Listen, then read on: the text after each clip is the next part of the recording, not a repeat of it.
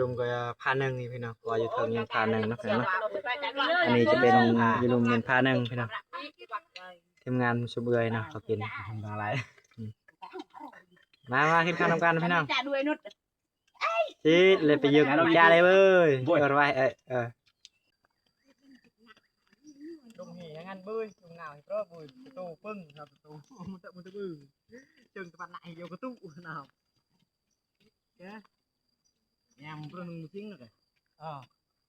nào luôn ai mà nào tiệt pe cái mà cái cây tiệt bữa hôm nay rồi gặp tục thế thôi tục bờ tàu vì tại hình lên hạt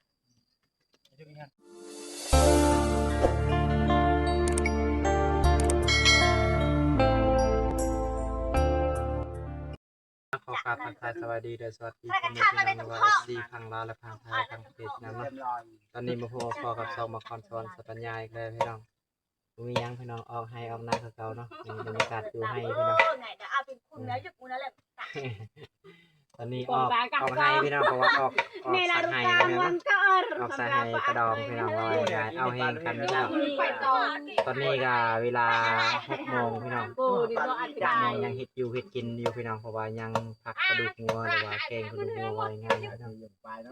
ไปยึดเยอะก็ยืนเนี่ยมาเพี้ยนทีบรรยากาศแต่ทีมงานกับประมาณ2-4-6ไม่ไปอะไรอะโอ๊กไม่ไปให้มาโอ๊กทีมงานประมาณ12 คนเพราะว่าออกสักไฮไม่ได้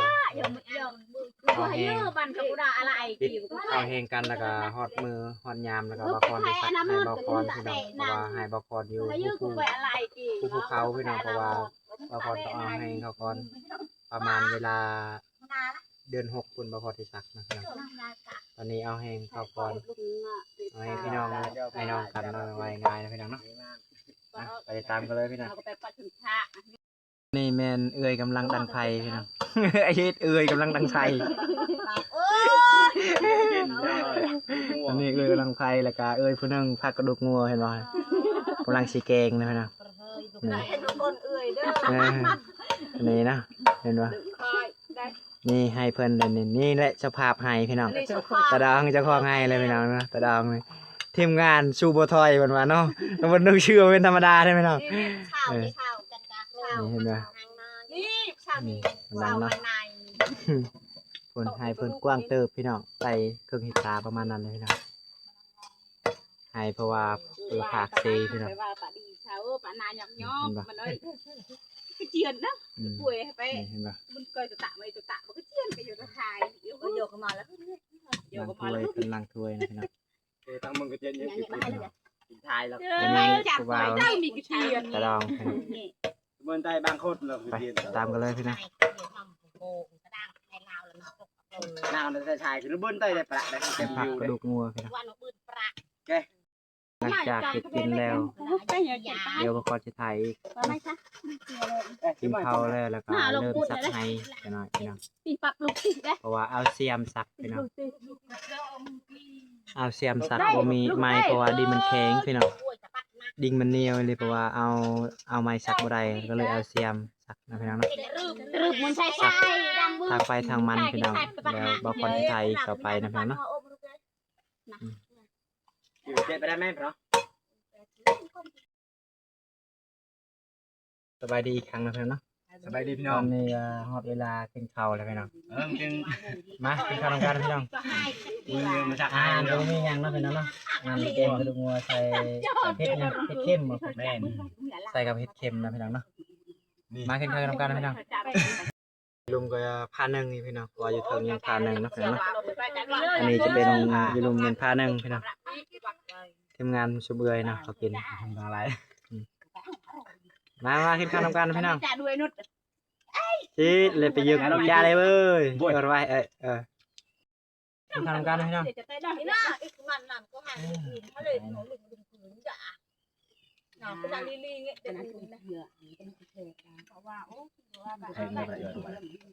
เพลงประเพณีอะไรกันไงตะคริบ10,000 1,000 3 ล้านเดี๋ยวจะ1,000อะไรมันคือแบบ ต้องคิดนะเลยอ่ะ อะไรตลอดแล้วเหรอ โรงเรียนบนจ้าจะบอก อยู่ ก็เดินมาจับรับ1 ปี เขาดังแต่เบิ่นหาแล้ว YouTube เนาะช่องเฟซที่เดี๋ยวดันช่องเฟซเนาะดัน YouTube เฮ้มันเคยเอาไทยเคย คนแบบเอาที่ตัวไทยเฮ้ย อย่าไปโดนน้ คนไทยคุมไปอยู่ ก็แม่ไหน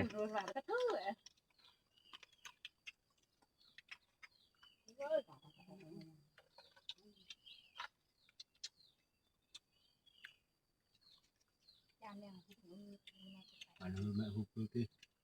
ฮุบจ่าเลย เอาเมาเพิ่ม ำกองเห็น ทุ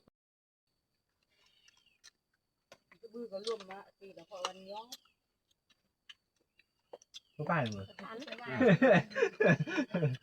ก็ไปเดี๋ยวท่านชม ไป เดี๋ยว ใช่ป่ะ เอามาใส่ให้ตลอด ดูจันดีดูดีดูดีเลย ยืนรอเราไปให้กัน เดี๋ยวอาบู ตัวมือนะครับดีเทียฮิวเนิ่ม คิดหาง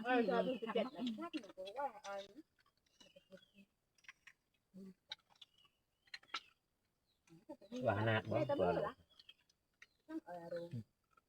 กันช่วย ไปดีchưa đi chưa nào tới แข่งแต่คือแม่ดอก โอ้ยใหญ่เราใส่ ไป ngày cân ai lại được cũng cứ lại được được những này nào các lọ rồi mọi này chụp là với mà anh thế này hà ổ đẹp được ăn cái bọn đỏ ra ก็อ้อยไปแต่นะกบเบือดกบกบ một lẹt xì กบเรียกชีไม่เละทาขันพอแห้ง เป็นคุณนานสักเลยมาไปติดปากหูดังเราตึกมันปากรูมันนะแบบตายทำเปิดฮะ เรื่องปลาตะพุนน่ะจะเฮ้ยเฮ้ยมันหยา chân rồi แต่เราไม่ได้ไม่ได้ nó là người ta เดี๋ยวเราให้จ่า เองแบบได้อกนั่นก็เล็กก้าวง่อยนะก้าวกระจาเนาะมันก็ตะบอกแต่ผู้เบะชอบกันเลย ปลายกระจาย ตอนนี้เมนจะหอดขั้นตอนเนาะตักให้พี่น้องเห็นบ่บางคนนี่คือเป่าเพราะว่าบ่มีกระยังนะพี่น้องเนาะบางคนมีกระยังบางคนบ่มีกระยังพี่น้องมาติดตามกันเลยพี่น้อง ดึงใบพวกอยากกัดนะอยู่เด้อเอาได้กันแล้วทีไอ้บุญจะดึงใบตัดจัดนอนดึงใบโต้งงงโต้งงงไปสบายจุ้ยเอาไม่ได้ที่กอก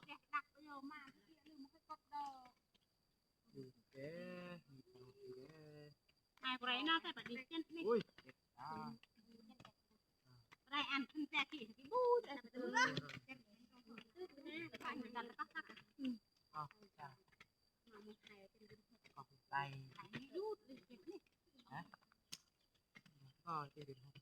bây giờ thành thay chân cái đó cái đây đấy cái nó thành บางคนเขาอ้วนเป็นหลายเลย ยิ้มแล้วจะเบิ่มแกเปิดกระดาษห้องวะเยาโว้ chơi rồi tôi cười đây nè tôi ta mạo một cái hiện nó là làm thế này một mấy cái đại cho mẹ đây này cân cái đây ăn như nghe nào rồi nghe nào về caro làm lại ha tuyệt đợi năm mình cả อันนั้น เป็นแต่เฮ็ดชื่อแต่ว่า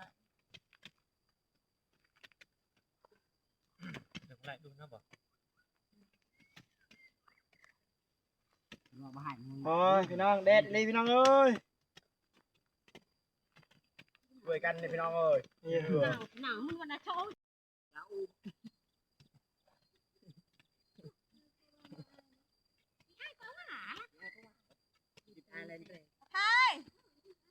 bên bên đây một kia mà thôi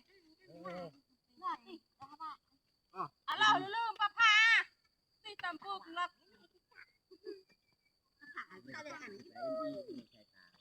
หลอดปลาแดงหางไรบุญอือเรือหายแล้วจะพูดหาละหนาวละมันหลอกหาย hiu ăn là hi tạ được ai mắc mắc nhà phải đừng tần ngày này hôm nạ phải là cái có mình phải cái gì có mạo rồi quá chọc bây giờทำลายchọc cái tấm ao cứ hình ngày hát lông có mà lông cô mà hiết ăn ra ra mặtนี่เด็กลงมันแกร่ง ไทยเอ้ยบอกปลาเอ๊ะอังตะปะนมคำมากะเคลียดูมาเคลียเดออย่าบโลอย่าบรานแค่มุกะช่อบอกปลาเล็บเน็ตใจอ้อยตะกี้เจ็บ trình ไปละไปไปตรงนี้ mùi trình kết cái như vậy nhưng hút xe lông mà lù tụt rồi lo ไปเถอะเวลาหนาๆเลยแม่ giờ mình còn đang rồi đưaมันดื้ออย่าง ข้าเป๊ะขันกระมุดกายหันมาหมดเลยข้าไปกากาย หน้าทักเอรูนตาดูหน้า นี่ได้แล้ว เออก ระโปรงอ่ะกามาเดี๋ยวจะปูยั่วกายเอ้ยเป็นอย่างนั้นไอ้น้อยเป็นตัด เด็ก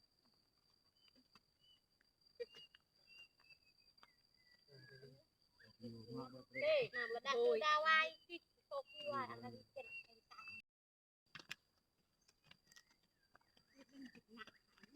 Trung hỉ ngăn bơi, trung nào thì có bơi, tô pưng, nào tô, một tận một tơ bự,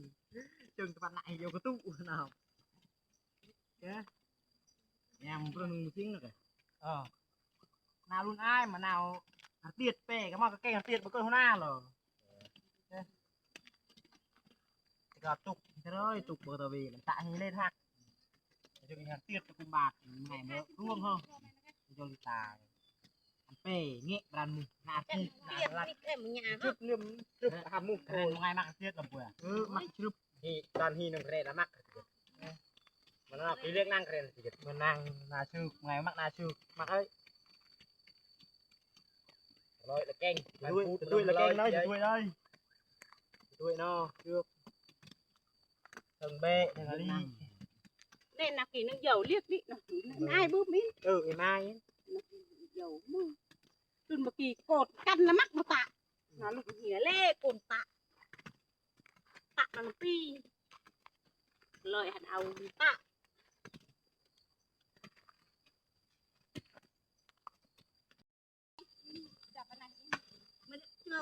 chưa tôi tạo được bước nước chúng ta ngon lắm và cần phải chui ăn đó làข้าวหน้าอะไรอยู่เลย ไปอัน นี่ดอดมือนายเอามากระดาษให้ตาจุกเลยสั่งเลยมันเอ้ยเหรอ ui cái nó đạn này nó ป้าบ้าบิ้งจุกตาบิ้งไงฮะตาบิ้งมืดปั่นให้ดูดหน่อยแล้วน้องแกเลย em nó đạn nó này đi หัวหน้าก็ว่ากระดาษมือขลับจัดการนั่น phải về chân nó đạn này cái hơi ấy thì chặt đi โอ้ยเอ้ยชั่วโมงเว้ย nữa làจานเรารอยnhẹ không เอ้ย rồi một thì cái nó thì cột thì bắt tiêu có tạ ấy เออบ่ายนะเชียพูดอย่างนี้ cắt cái trời nó đào cả ức à cái làm sang cái trời nó đấy cái này làm sang cái trời nó nó lời rồi từng từng ơi vừa cái gì lột nó bẻ bài thôi cái trời lột như đấy ăn nà đây thì tệ là ăn đấy rồiตัดขิดดินไม้กำแพงเลยละอันเลย นี่ก็พักผ่อนเนาะกินน้ำกินในพี่น้อง เอาเนาะ เพราะว่าเศร้าเมื่อยนะพี่น้องเนาะเห็นป่ะไม่ได้เมื่อยป่ะดองเมื่อยป่ะ เมื่อยแล้ว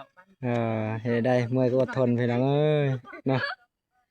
เห็นป่ะ เนื้อน้ำบานเนื้อก ำลังใจ แต่ว่าบาคอนสวรรค์สปัญญาปิดคลิปสำนีพี่น้องเนาะเบิ่งแล้วอย่าลืมกดไลค์กดแชร์พี่น้องเพื่อเป็นกำลังใจเฮ็ดคลิปต่อไปเด้อพี่น้องเด้อบ๊ายบายพี่น้อง ไปปิดคลิปไอ้เนี่ยตู